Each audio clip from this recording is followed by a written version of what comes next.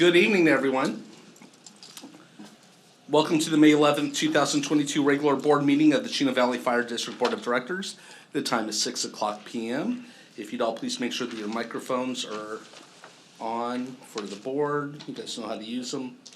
Roll call, we are all here for the record. Thank you. And if everybody please stand and join me with the flag salute and remain standing for the invocation after that. Please join me in honoring our great nation. Ready to begin? I pledge allegiance to the flag of the United States of America and to the republic for which it stands, one nation, under God, indivisible, with liberty and justice for all. If Chaplain Estrada could please read us in the invocation.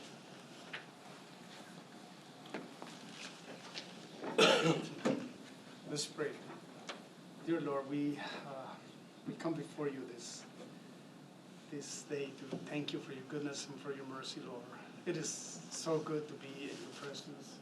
Lord, one day we'll be in your presence forever. And Father, we just thank you for everything that you're doing in this fire district, Lord. It is so wonderful to see the great things that you have done, Lord, and we expect more great things to be done. I want to pray especially, Father, for these board members, that you will anoint them, that you will use them in a mighty way, that you will empower them, that you give them tremendous wisdom, tremendous skills, Lord, to even face the most difficult situations that they put their hands and minds to do. Dear Lord, we thank you that you are always with us. You never leave us nor forsake us. And I pray, God, that you stay with this group of great leaders, Lord. And we pray these things in Jesus' most wonderful and precious name. Amen. Amen. Thank you, sir. Clerk of the board, do we have any changes to the agenda? We have no changes. Thank you. Presentation and announcement. Ecns presentation. EMS nurse Leslie Parham, please come forward.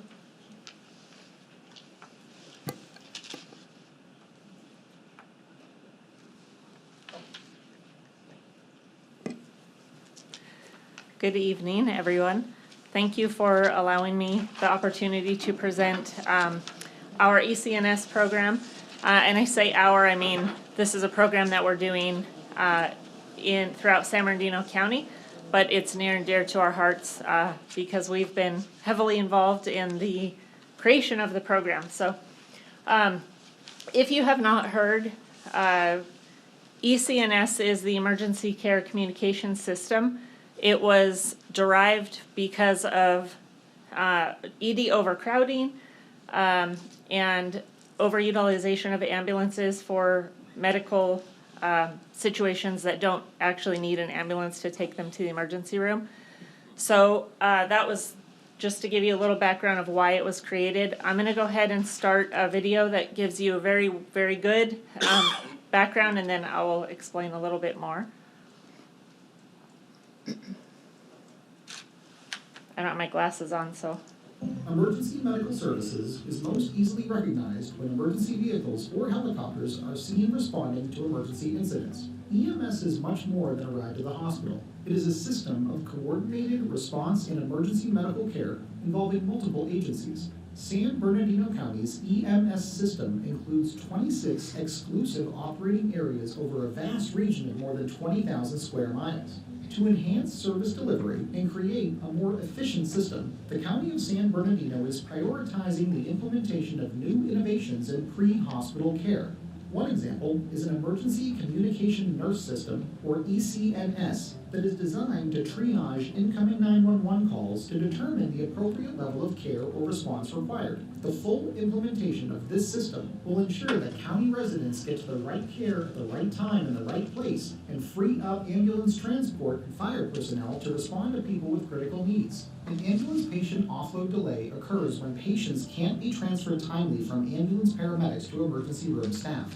At hospitals across San Bernardino County, this has become a problem because of population growth, a relative shortage of physicians in the area, and the difficulties in increasing hospital capacity. It has also become a problem because of people's reflex reaction to call 911 for any medical issue, including non-emergency.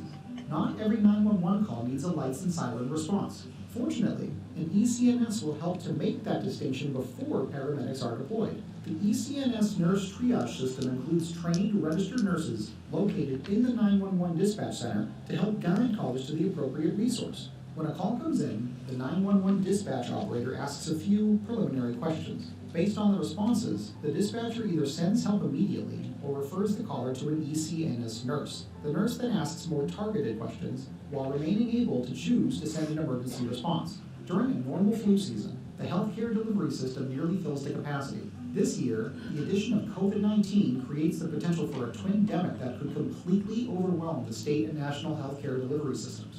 In these unprecedented times, the need for an emergency communication nurse system has never been more immediate.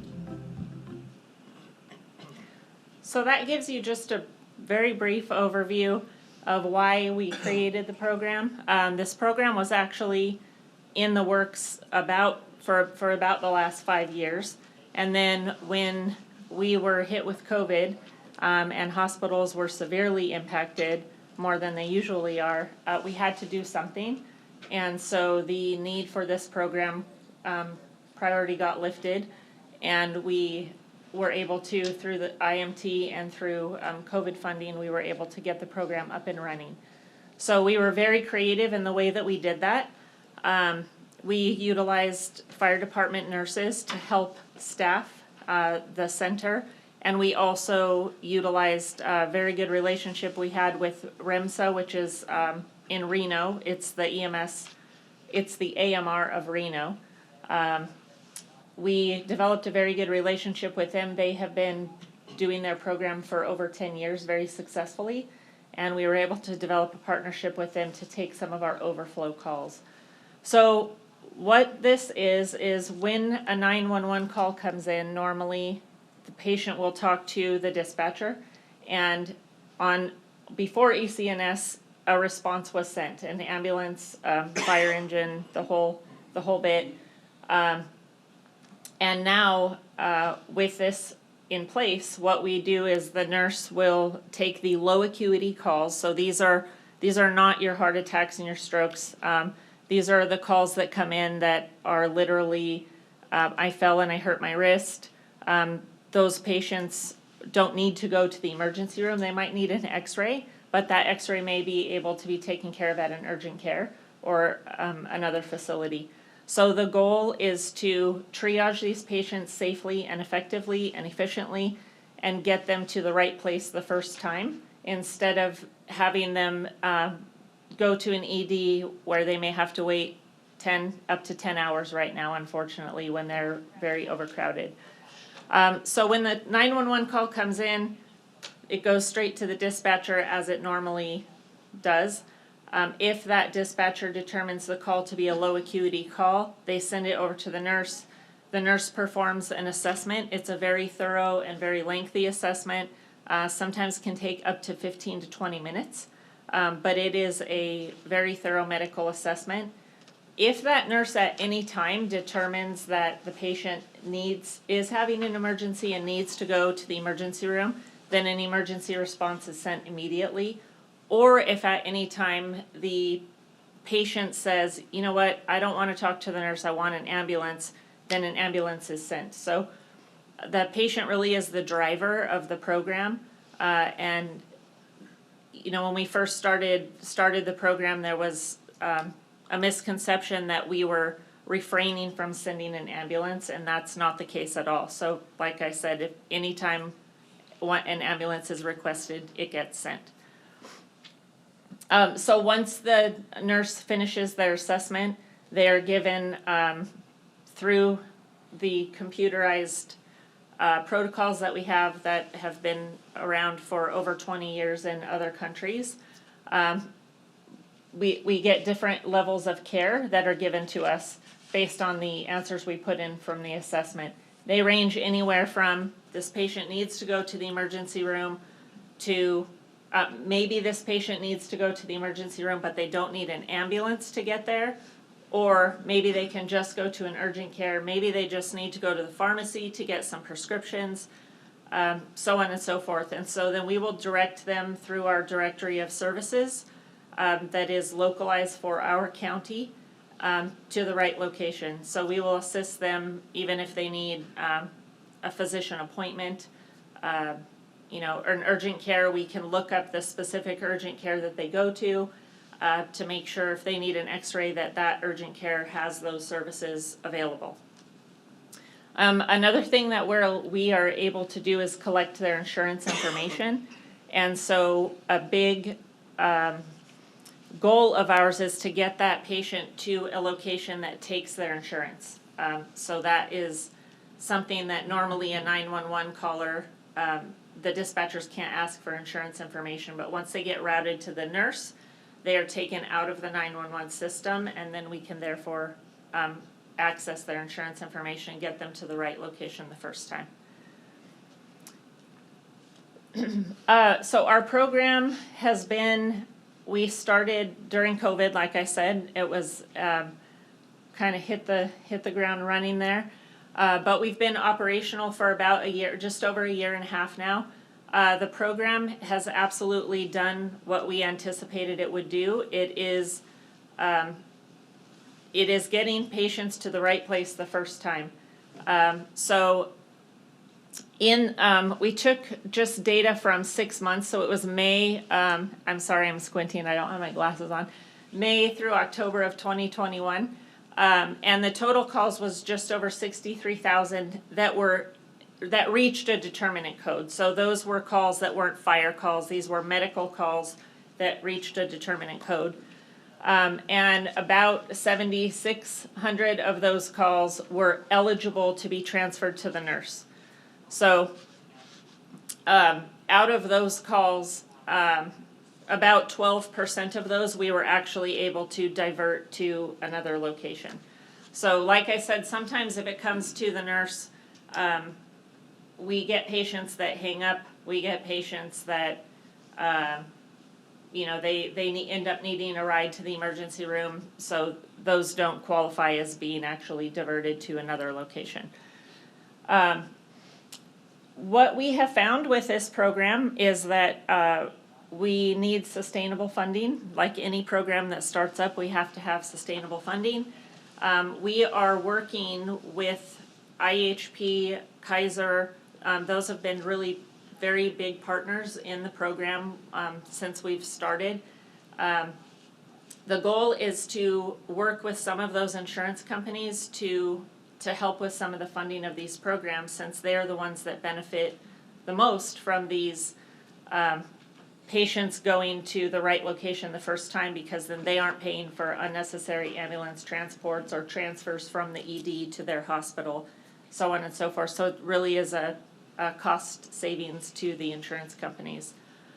One of the large lessons we've learned in this program is that we have a very large transportation issue in San Bernardino County. So we will successfully get, of the calls that we are able to take into the ECNS program, 40% of those calls end up needing an ambulance transport because the patient does not have a ride. So even if we were able to get the patient to an urgent care or a pharmacy, they don't have transportation, so we end up having to send an ambulance just so that they get some sort of medical care, and they end up going to the emergency room even if they didn't necessarily need to go to the emergency room. So that is one area that we are working heavily on improving. So we are looking at contracts with Uber Health, with taxi services. We'll ask patients if they have a family member present that can take them to the emergency room or the urgent care, wherever they need to go. And so those are some of the hurdles that we're overcoming. The other funding I mentioned, and then the other thing that we learned was you really need to educate the public and the providers on this program very early. So like I said, we got up and running during COVID. It was very quick. We did not have the opportunity to educate the public how we would have wanted to, with good, solid public service announcements. And initially, when the program rolled out, there was some concern. There was some citizens calling in and saying, what is this? I don't know anything about this, and why are you not sending us an ambulance? And we would have to go back and say, we will absolutely send you an ambulance. I'm proud to say that now we have quite a large supply of public service announcements that have been sent out to all the cities, the city managers. We've done many presentations to the different city manager groups, so they're all aware, and there's really some excitement building about the program to continue on. Let's see, so I talked about the payers and the ability that we have to collect insurance information, but the biggest piece that is exciting to me are the patient satisfaction surveys that we look at. And what we're finding is 4.7 out of 5 patients, once they've come across this service, they want to do it again. So sometimes we get patients that hang up, they get frustrated because they don't like the questions that the dispatcher asks them in the first place. And if you haven't called 911, it's very frustrating if you're in an emergency. Those questions that they ask you are very necessary, but when you're in an emergency, it's frustrating and you kind of don't understand what's going on. So, but now we get people calling 911 saying, hey, the last time I called you, I spoke to a nurse. Can you just transfer me to the nurse? So that's really exciting for us. That doesn't happen all the time, but the goal is to make that happen all the time. So. We are continuing. We're a lot of excitement around this program. We have other agencies, other areas like San Diego County that are starting to want to do the program, and so they're looking to us for lessons learned and a lot of buzz going on with it. But I am very proud to say we are the first in the state. San Francisco, started during COVID, and then they rapidly shut down because they hired nurses from the hospitals, and once COVID really hit, then they had to go back to the hospital, so they weren't able to continue their program. So we've been successfully running for 1.5 years. So, are there any questions? Anybody have any questions? I did, but you answered. Oh, good. That's good. So I had a question about people that need medicine. So, somebody calls 911 because they ran out of diabetic medicine. Mm-hmm. Is that what you're working on, is to figure out how to get Uber, somebody to actually, or a healthcare provider to deliver something to them at their home within like an hour or two without them having to go in? Exactly. So if we do an assessment and we've determined that they just need to go to the pharmacy and say they go to their local CVS, CVS has delivery options now, and so we will get them in contact with CVS. A lot of times these patients just don't know what their options are. They don't know that they can call the number on the back of their card. I mean, they really just do need some guidance to navigate through the healthcare system.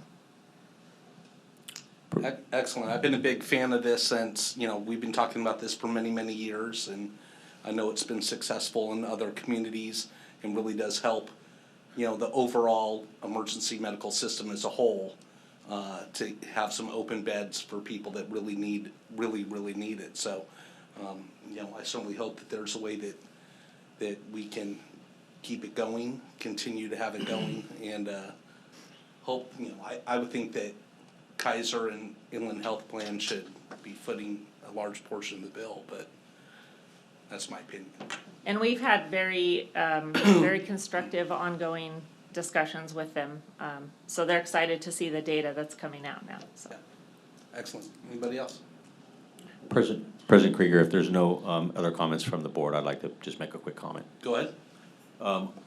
Most of you don't know, and I just a real quick synopsis. First of all, thank you to the board for your support for programs like this. It allows the Chino Valley Fire District to really be out in the forefront of our business.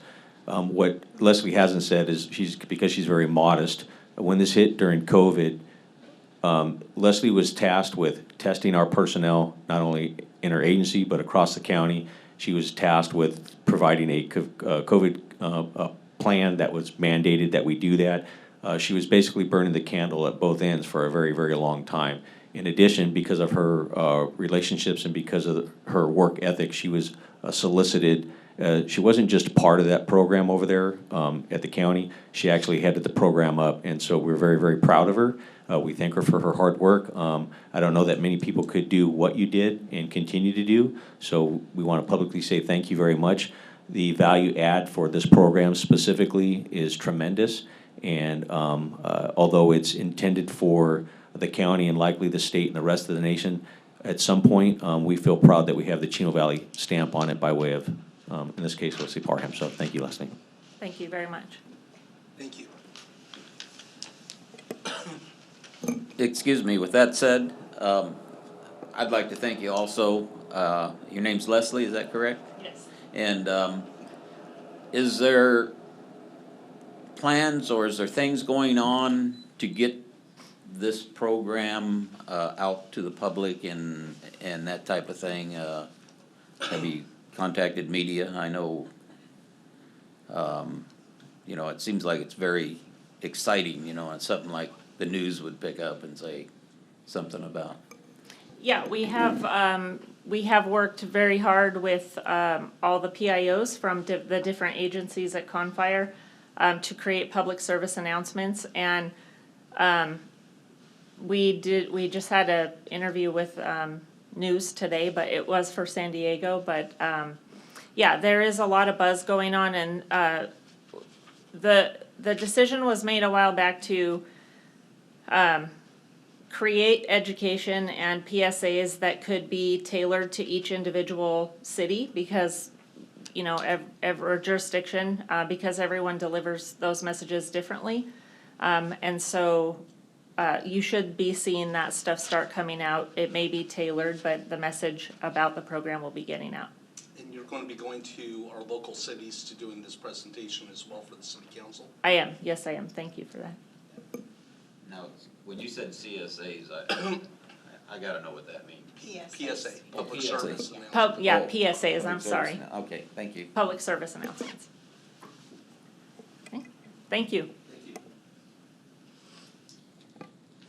Okay, next item, Employee Service Awards. We have 5 5-year service award recipients this evening. When I call your name, please come forward and stay up front. At the conclusion of the presentations, we'll take a group photo. Firefighter Paramedic Aaron Patty was not able to attend, but we will still like to recognize him for his service. So I'll just read this for you if you don't mind. So firefighter paramedic Aaron Patty began his career with the fire district in 2017. He's currently assigned to Station 67 C shift. Although he's not here, we'd like to recognize Aaron for his 5 years of service to the fire district, and we'll deliver his service pin to him. Firefighter Paramedic Joseph Bosler, please come forward.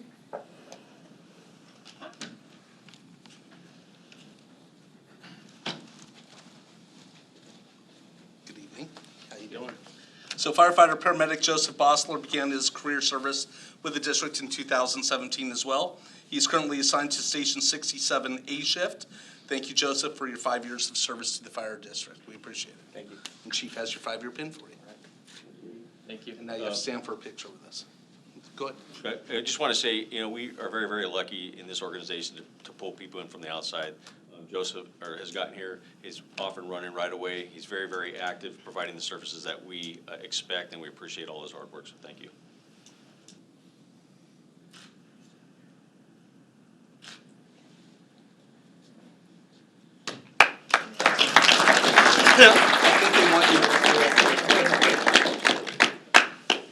Firefighter Paramedic Trevor Hayton, please come forward. All right, firefighter paramedic Trevor Hayton began his career with the fire district in 2017. He's currently assigned to Station 61 B shift. Thank you, Trevor, for your 5 years of service to the fire district. All right. Thanks, Trevor. Appreciate it. Trevor has been very, very instrumental. We have our training division, we have a training cadre. And there's every once in a while you'll find those folks that really come into the business and they really have a desire to really impart and pass on information to others. Trevor has spent a whole lot of his personal time putting together videos and whatnot for our organization so that we can be better. So they have a place of reference to study to help us be better. So thank you for all your hard work. Thanks, Dan. Thank you.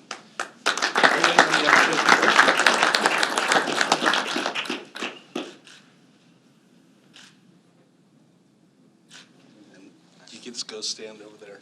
Firefighter paramedic Robert Weber was unable to attend tonight's meeting and wanted to share that he is not attending because he had previous plans to celebrate his 12th wedding anniversary with his wife. How about Excuses. Come on. Get a 5-year pin from us, or he made the right choice. So Robert Weber began his career in the fire district in 2017. He's currently assigned to Station 63A shift. And although he's not here, we'd like to recognize him for his 5 years of service. Captain Travis Foster, please come forward. Captain Travis Foster began his career with us in 2017 as a firefighter or paramedic. He was promoted to engineer in 2020, then promoted to captain in 2021. He's currently assigned to Station 63A shift. Thank you, Travis, for your 5 years of service. So another really good opportunity for us. So most of you that don't know Travis, he came to us, he left his position at another organization as a fire captain and decided to come over here and start all over. So I had just promoted as a captain at the time, and I have this guy who's already been a captain for several years working for me. So it doesn't really matter how it all shakes out if you're gonna leave yourself open to learn and understand. I really appreciate Travis's hard work. He's demonstrated that he's really committed to the point he's a captain again, serving us at a high capacity. So thank you very much for your diligent hard work. Thank you, sir.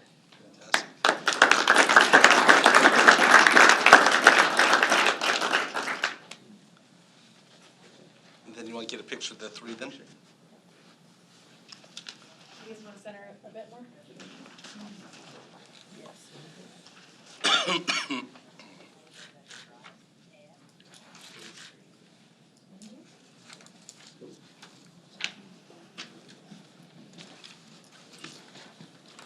Employee internal promotion, Administrative Secretary Donna Rohr, please come forward. All right, Donna Rohr was hired by the Chino Valley Fire District as a part-time office technician, May of 2015. She currently resides in the city of Chino with her husband Ronald and has 4 children, Joey, Diana, Juliana, and Johnny. And she comes to us with a wealth of experience in her past. In 1986, Donna worked as a part-time data entry clerk for the Chino Fire Department. She also worked for the Ontario Fire Department from 1988 to 1993, where she held different positions such as counter technician and data entry clerk for their fire prevention department, and is an RMS administrator, fire management information system specialist. That's a big one for me to read right there. Prior to rejoining the Chino Valley Fire District, Donna was an IT specialist for Holy Name of Mary School in San Dimas. Donna previously served as a part-time office technician in the training department prior to this internal promotion. Please join me in congratulating Donna on her new position as administrative secretary for the training department.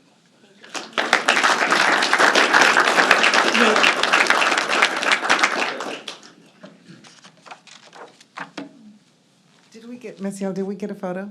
Oh, Donna, come back up.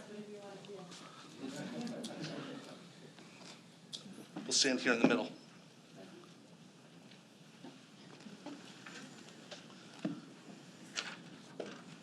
That side, yeah.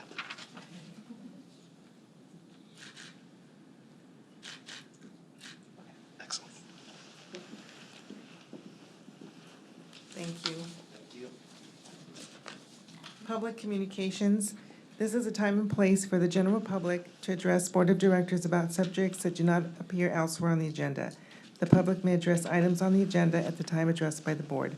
Due to board policy and Brown Act requirements, action may not be taken on any issue not on the agenda. When you address the board, please state your name and address prior to making your remarks. Please limit your comments to 5 minutes. And do we have any requests to speak? Okay, seeing none, liaison reports. Council Member Art Bennett, City of Chino Hills.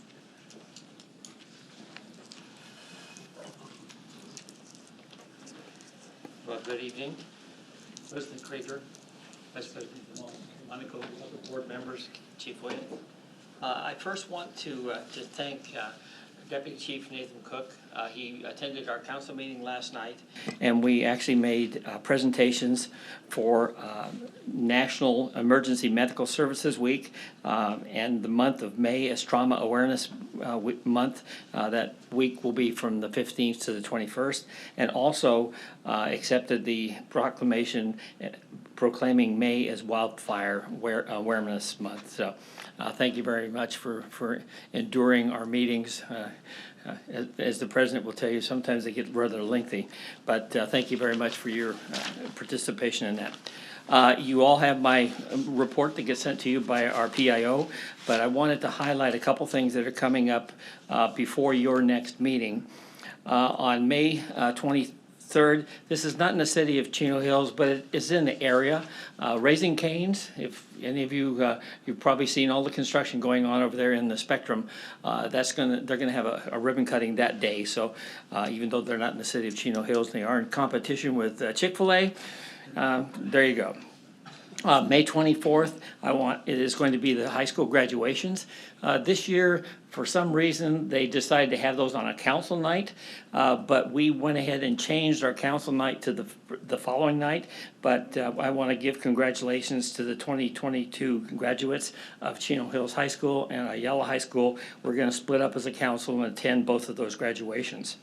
The following day, we will have a budget workshop for our 22-23 fiscal year, and also then followed by our council meeting, which has been rescheduled for the one night. The 26th of May, right at the shops next door, you know they have the farmers market going on there right now. Well, if you think that's something, on the 26th, we're going to have the chamber is sponsoring the Taste of Chino Valley. There's going to be approximately 20 restaurants that are going to be setting up booths. So if you want to come and have some samples to all of the great restaurants that we have in the area, I would encourage you to do that. Then on May 31st, right after Memorial Day, we are going to have our Chino Hills State of the City address, and you're welcome to attend that. You can get an update from Mayor Ray Marquez, who you all know, having been a former director here. He will tell you all the great things that has been accomplished within the city of Chino Hills. And then finally, also before your next meeting, on June 3rd through the 5th at Boys Republic, the annual Steve McQueen car and motorcycle show will be going on, so there'll be an opportunity for you to see some great rides over there. So essentially that's it. As always, thank you so much for your participation. Thank you for all the things you do.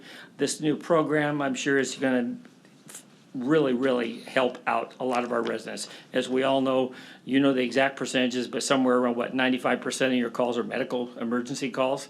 Well, maybe they're not exactly emergencies, then you can ferret that out, and it will free up our firefighter paramedics for the more serious ones. But thank you for every program that you have initiated within the last several years that are saving lives, and the ambulances, response times, everything that you do is really in the best interest of all of the residents that are within the entire Chino Valley Fire District. So thank you very much, and thank you for allowing me to be here tonight. Art, real quick question. Yes. Taste of the Chino Valley, where can you buy tickets? You can get those through the chamber, Chino Valley Chamber of Commerce. I think they're $20, but we're expecting hundreds of people really, so it ought to be a fun event. And when's the grand opening of Raising Cane? The 23rd, yeah, May 23rd. All right, thank you so much. Okay, we have a presentation on behalf of the Chino Valley Fire Foundation. Jeff Taitula.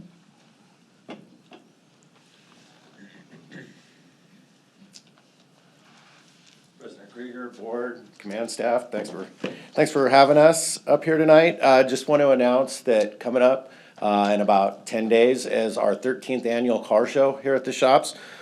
Pretty proud to have that again, and it's always been a huge success. Mark, we just talked about it today. Sounds like he's pretty much sold out. So it's going to be something attended as well as we can ask. So, seems like everybody really likes the location, and it should be another good event.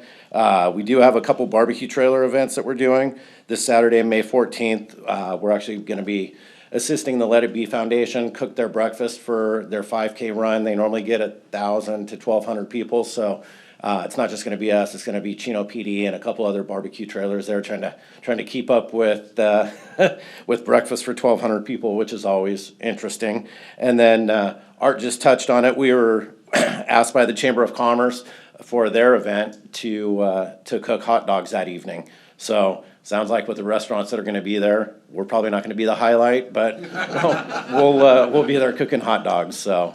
Anyway. The best hot dogs you can find. So, thank you. Board Member Donald Bridge, Chino Valley Unified School District.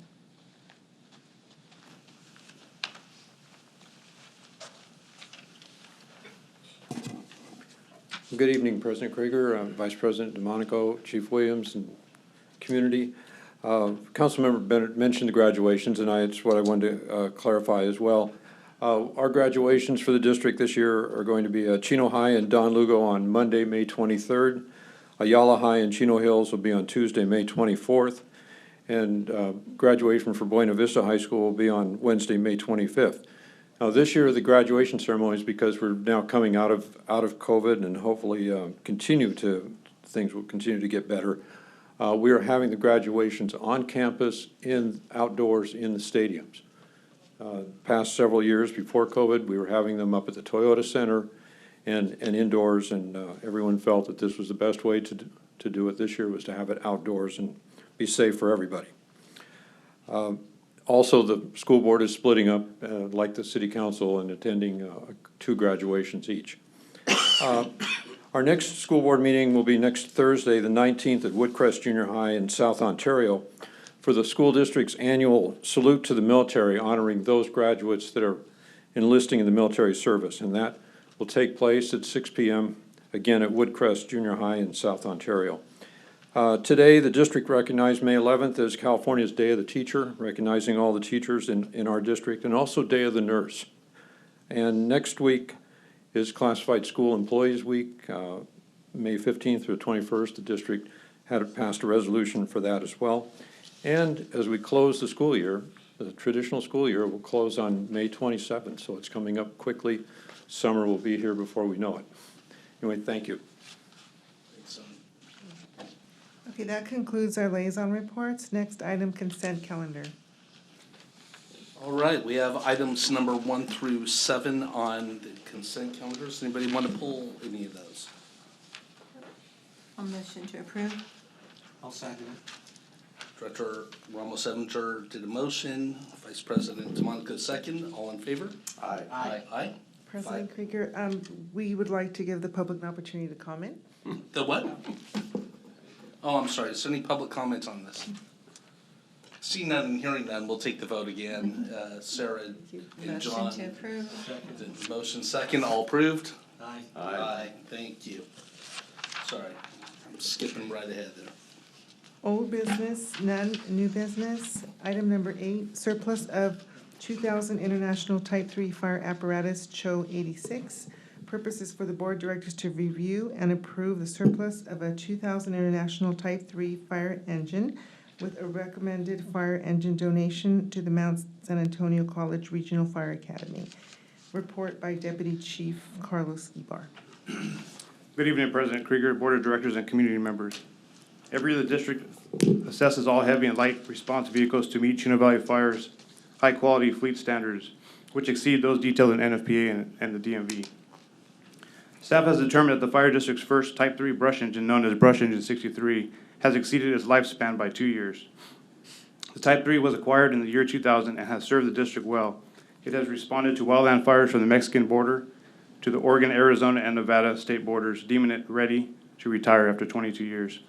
The Type 3 brush engine has increased our maintenance costs due to annual pump tests, DOT inspections, fluid changes, and deteriorating items such as tires, belts, and hoses. Since 2019, the district has purchased a new Type 3, and in 2021 acquired an OES Type 3 engine, doubling our wildland apparatus capabilities. Although the International Type 3 brush engine has served its service life with Chino Valley Fire, it still has value as a training unit outside of the district. As a result, the Mount San Antonio College has formally inquired about the donation of a brush engine 63 to the Fire Academy.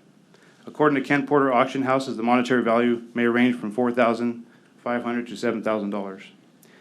If designated for surplus and donation, staff would work with legal to draft the appropriate releases to be executed by the college and the district before the brush engine donation. It is recommended that the Board of Directors approve the surplus of the 2000 International Type 3 fire engine, also known as CHO 86, and authorize the donation of the fire engine to the Mount San Antonio College Regional Fire Academy, authorizing the fire chief to execute documents as necessary related to the donation. This concludes my report. Thank you. Do we have any public comments on this? No public comment. Thank you. She was glaring at me. I don't know if you guys all saw that. Any board member comments on this? I just have, go ahead, John. No, I just gonna say, I think this is a real appropriate use of this unit, and, you know, we require our firefighters to already be trained through the academy, so this is gonna help us do that, and I just think this is a good place for this to go, and it'll offer some real valuable training to these young kids coming up and wanna have a career in the fire service, so I just think that's a real good idea. So my only question was, will this, when we do these donations, does that apparatus actually stay on our property the whole time? No, that's negative. It goes to Mount Sac. Oh, okay. Mount Sac has their own storage facilities. They bring it down when the time is appropriate for that type of training. Okay. Excellent. So they cover whatever insurance, all that stuff? Yes, We correct. just, we release it completely? Correct. We actually give them title. Yes. Yeah, it still amazes me that pieces of equipment that are $500,000 to $1 million are, 20 years later are worth $4,000. It just baffles my mind, but I think it's appropriate as well. So with that, we'll entertain a motion. Motion to approve? Second it. Director Luth beat you. You beat me. Director Luth second. All in favor? Aye. Aye. 5-0. Thank you. Chief Williams, time for your comments, sir.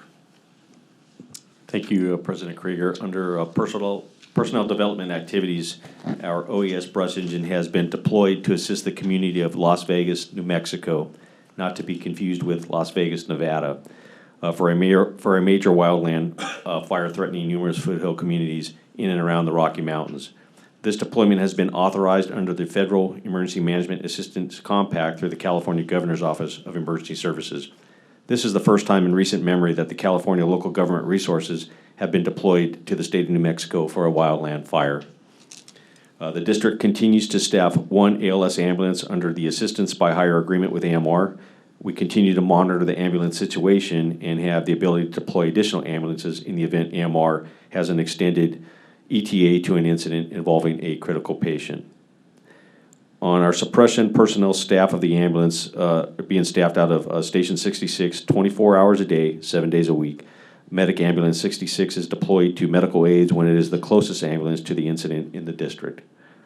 During the month of April, our ambulances responded to 174 incidents and transported 84 patients to the hospital.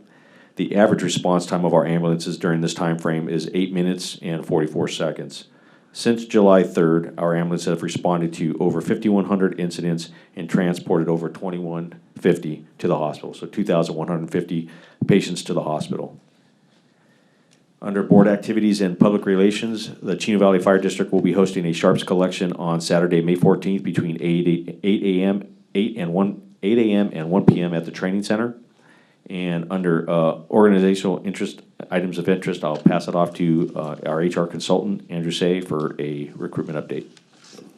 Thank you, Chief Williams. Good evening, President Krieger, members of the board. Just a quick recruitment update. Our firefighter paramedic, we have 8 candidates in the background process. Our office technician, our top 2 candidates are currently going through background. We anticipate they will be starting with this June the 6th. For our lead fire equipment mechanic and fire equipment mechanic position, we invited 12 candidates to test, and the testing will be taking place next Tuesday, May the 17th. Our fire inspector position, the application closing date is tomorrow. As of today, we have 49 applications, and we'll be doing the first round of testing on May the 21st. Our internal promotional opportunity, Human Resources Specialist, the closing date for that is May the 26th. And that concludes my report. Thank you, sir. I appreciate that. And under upcoming events, CSD Special Districts Legislative Day is scheduled for May 17th to May 18th in Sacramento. Myself and several of the board members will be attending. The 13th Annual Chino Valley Fire Foundation Hot Rod and Bike Show, as mentioned earlier, will be held on May 21st, 10 a.m. to 2 p.m. at the shops. A Finance Committee meeting is scheduled for May 23rd at 8 a.m. Additionally, a Human Resource Committee meeting is scheduled for May 23rd at 9 a.m. A special board workshop will be held on May 25th at 4 p.m. at the Training Center. And our administrative office will be closed Monday, May 30th in observance of Memorial Day. And last but not least, in 2022, City of Chino Hills State of the City is scheduled for May 31st at 5:30 p.m. And that concludes my comments. Thank you, Chief. We'll go on to board member comments, and Director Williams, if you could lead us off tonight. Thank you very much. I did go to a CSDA meeting on Monday night, and it was informative. They had a lady there talking about grants, and it was very informative. And she was talking about how to get grant money and stuff like that for different things. And there's a lot of it out there apparently. So something that we, might consider. She's a very nice lady. She's willing to help. And I don't know what kind of things we've got going on, but talking about the thing that Leslie was talking about tonight would be a good thing, I think, to try and get some money. And so with that, I did have some comments in regards to liaison duties. I went to a liaison thing at the airport, at Chino Airport, for the airport commission meeting, and Harvey was there, and I didn't realize that on certain things we do have two liaisons. I guess they both get paid, and other things we have one as a backup or something, and they don't both get paid. And what I was wanting to do is find out how that is determined, because I know the city of Chino had two liaisons at that airport commission meeting, and I'm sure both of them were getting paid. And so who determines that, and how is that determined in regards to liaisons like that?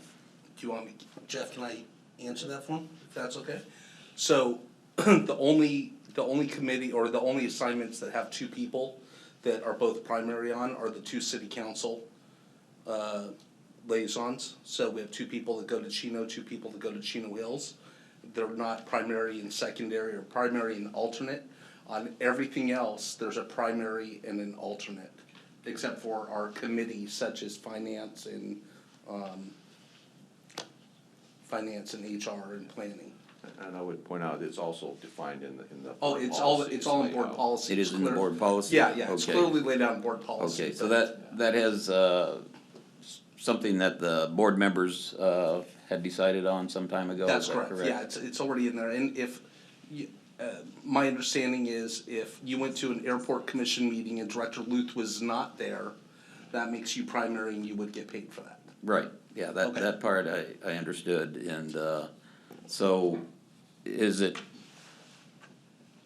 just a deal where either I have to call, or the person that's not gonna be there calls me if I'm the secondary, or is it just a matter of courtesy one way or another? So you and I have both talked about this previously, where you asked if I would contact you if I wasn't attending, so you would be aware. And in fact, I emailed you, I don't remember what month, it's been several months ago that I wasn't attending, so you could cover that one. And then a couple of months ago, I wasn't able to attend, and either you called or I don't know, somehow we communicated again that, yes, I wasn't gonna be there, so please cover that. So in my mind, I thought it was pretty clear that if I wasn't gonna be there, I would let you know. Okay, that's all I was wanting to know is, you know, if it was, you know, one person's responsibility, or if I needed to call, or that type of thing. And, so that pretty well answers that.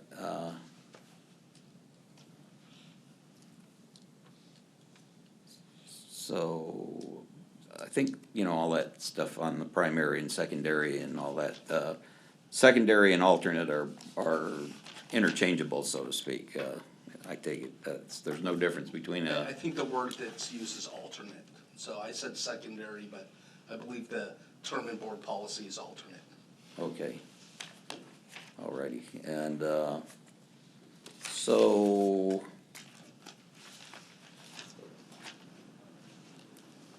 I think that's all I have to talk about tonight, and I appreciate the opportunity to get that squared away and find out how that's gonna work, so. You know, I mean, I don't mind going to the airport commission meeting, cause I'm aviation buff anyway, but. Yeah, I personally attend several meetings that I'm not compensated for just because I'm kind of a political geek when it comes to this stuff, so. Right. You know, it happens to me too often that I just go because I'm interested in going. Okay, well, just, you know, to get things kind of squared away and so on, Absolutely. Cause mistakenly, I put in for it, thinking that I was supposed to get paid, and, you know, I'm, with COVID and everything, we haven't had meetings and, you know, the virtual meetings and all that kind of stuff, so, I'm still trying to learn some of this stuff. Thank you very much. Absolutely, thank you. Director Luth. Thank you. So first, just congratulations on all the service awards. It's just, again, I'm just always amazed. We have people coming from other departments, stepping down, and then eventually they're qualified and they're promoting back up. Just speaks volumes for the department and for our people as well. Donna Aurora, on your promotion, thank you. Appreciate all your good hard work. Attended of several Chino council meetings, San Bernardino County Airport Commission hearing. We had our special meeting with the chief. I did want to comment about the corn feed run. I just appreciate so much staff, everybody we had out there. We had the truck, we had the flag, and then we had staff there with a, whatever you call it, all-terrain vehicle, whatever that is. When you have an event that big and streets are closed and it's very confusing, if we had a situation to know we have somebody on site is very reassuring. I don't think they had much really to do, I mean, nothing of serious nature, but I know they took care of a few little situations, but just having them there, their presence there, much appreciated. Thank you to everybody who was involved with that and everything. To help make that quite an event. Looking forward to the Hot Rod Show. That is always a great event. Looking forward to coming down and seeing that again. And I think that's all I've got. Thank you. Excellent. Director Ramos-Evinger. Thank you. So I attended a couple Chino Hills meetings, special meeting. I had a meeting with the chief. And thank you, Leslie, for that presentation on the ACNS, and I'm glad that we got some of those kinks worked out, because I know we had some calls early on. So I'm really pleased to hear that things were able to be successful with that program, because it's really going to benefit us and other agencies in our county and all over as a whole as well. So also I want to thank, not only did we participate in the corn feed run, but after that they came over to the hangar at the Chino Airport for the Tri-County Sheriff's Forum. And I want to thank the chief and for staff for your support with that and being there and present as we hosted the sheriffs of Riverside, San Bernardino County, and LA County for the forum there. It was a great event. And I don't think the chief let everyone know, but they were so grateful for our presence and the fact that we were able to raise the flag, and they gave the district a special certificate just thanking them for the participation. So we have a nice picture of the chief with all sheriffs doing so. And Leslie, I already did, I'm so sorry. Donna, congratulations. I'm so happy for the promotion for you. And What did I write here? One thing that, Mr. Bennett, that you, forgot about was the water increase vote, that we didn't have enough residents submit their ballots, so nothing, if you don't submit, it's an automatic yes, so we will be having a water increase in the city of Chino Hills, so beware of that. We will be having that. I just have to mess with you on that one. Well, we have to provide water so you can do your work. That's right, that's right. Drink beer. That's right. Fire trucks. I want to welcome our new finance director. We have Mark Shaker. I don't know if you were gonna do it, I'm sorry, if you were gonna do it, but I just wanna welcome you, and, this is an awesome, I can't even say, place to work, and, you're gonna be very, very happy, and, great group of people to work for. And last but not least, and this person's probably gonna be very upset with me, but happy birthday, Nate. Happy birthday to you. 32. As I, yes, that's all, A thank couple you, of times. thank you. Thank you. Vice President DeMonico. Yes, I also attended a number of meetings this month, including Chino Council, IEUA, and I do listen in on the San Bernardino Council, County Supervisors meeting as well.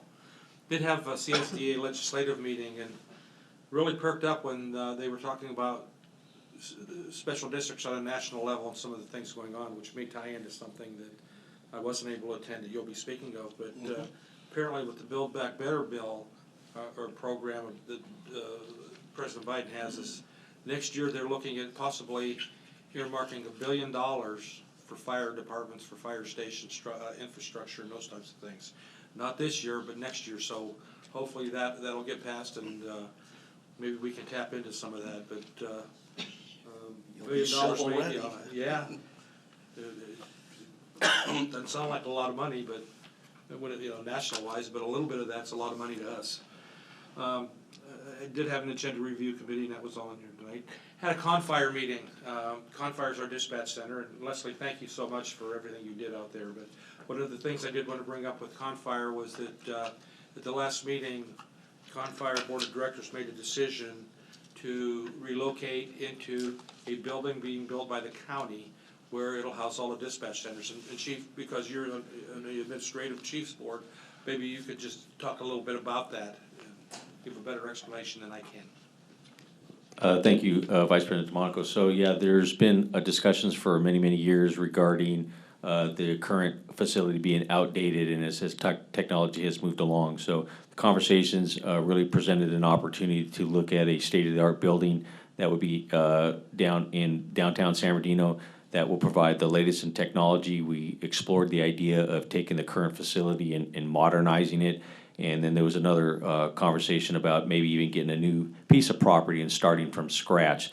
So in the end, with much dialogue and looking at the financial impacts of each one of those opportunities, it was decided that we would take the opportunity to position ourselves to be at the new communication center that will be being built, because it will meet all these standards with respects to technology, with earthquake considerations, and so on and so forth. We're excited about that opportunity. It will co-locate us with the Sheriff's Department, and essentially what it would look like is it would be a several-story high-rise, and we would likely take possession of one complete floor, and it would be a modern building with modern technology. The Sheriff's Department would likely have another floor, so as you have large-scale events, I'll use something as unfortunate as that would happen at the IRC, they would have close proximity to our law enforcement partners to be able to have real-time intelligence back and forth, maybe some face-to-face where needed, so that we could provide a much higher level of dispatch services and safety to the communities that receive services from Confire. Thank you. Thank you, and just to follow up on that, this has been in the, I'm just gonna say it's been in the works for a long time, but it really didn't gain any momentum until probably within the last 6 months, 8 months or so. And it moved really fast, and the board of directors made we hired an outside consultant which reviewed all the different options for us and came back with the recommendation that this was the best way for Confire to proceed with the building with San Bernardino County, and we made probably a 40 or 50 year decision on voting to go with that and move forward with that. So I thought that was real important for our board to know what was going on with Confire. I'd also like to congratulate all our promotion, or not promotions, our service awards. Thank you, and Donna, congratulations on your promotion. And Leslie, thank you so much again for the presentation. The nurse program, the Ecns program, has been a long time coming, and it's doing good things. Thank you. And that concludes my comments. Thank you very much. My comments, piggybacking on that, John, as well. I see the ECNS program as being the future of where we're going, and I see great things out of it. So thank you for your involvement and leadership in that along the way very much. Donna, I hope it doesn't take you too long to learn about what to do there. Yeah, just more hours for you, right? But congratulations. Glad you're there for that. Attended quarterly meetings with Chino Hills and the City of Chino leadership. Once again, welcome Mark to the dais here with us, and we look forward to working with you. I did have an opportunity, the chief and I met with Congresswoman Norma Torres. We did discuss, what might be available for us. She just talking to us, she didn't have, all the paperwork with her or anything, but she said she thought that there was a specific emergency vehicle fund that we might be able to apply to. So she asked us to put together a list of what our wants and needs are. And I'm wondering if we could do that in the next, a month or so. I think we should include the full value of building the infrastructure and the cost of the vehicles that are going to be needed for 68. I said, well, I kind of joked with her, hey, even if we got $1 million or $2 million, she said, ask for it all. Okay, great, we'll do that. If the federal government wants to help us out, we would greatly appreciate it. I did also speak to her about the fact that special districts were specifically excluded from the COVID relief funds. She understood that was a problem, and she would discuss that further as well. Attended the Chino Hills meetings, and last week I drove out to Palm Desert and attended the Southern California Association of Governments, the SCAG conference. I only went for 1 day of the 3 days of it, but I sat through a couple seminars on housing issues and mandates that the state's bringing down, and of course regional transportation was a very big deal there. So it does filter down to us for accessibility to get to incidents. And I find that at these conferences, it's the connections you make with people that matter. So I was able to have dinner with Mayor Montclair and spend some time with him, and also spent time with the mayor of Brea and discuss Carbon Canyon as an example. They just got $2.2 million, $2.3 million to enhance their fire station up there. So, which is great. But once again, I think that there's more cooperation that we can do together along the way. So, it was a good conference. It was better with just the connections of sitting down and talking with people, building those relationships. So, with that, that's all I have for this evening. And with that, we will adjourn the meeting to the regular meeting of the Board of Directors of the Chino Valley Fire District to be held Wednesday, May 11th, here at District Headquarters. What day? May 11th? Try June. June. Now I'm going to look at the calendar to see if that's right. No, it's going to be June 8th. June 8th, 2022. You're just messing with me. Well, yeah. Pass the test. Yeah, exactly. Yeah, apparently Sarah did read the agenda. And with that, we'll be adjourned. Have a good night.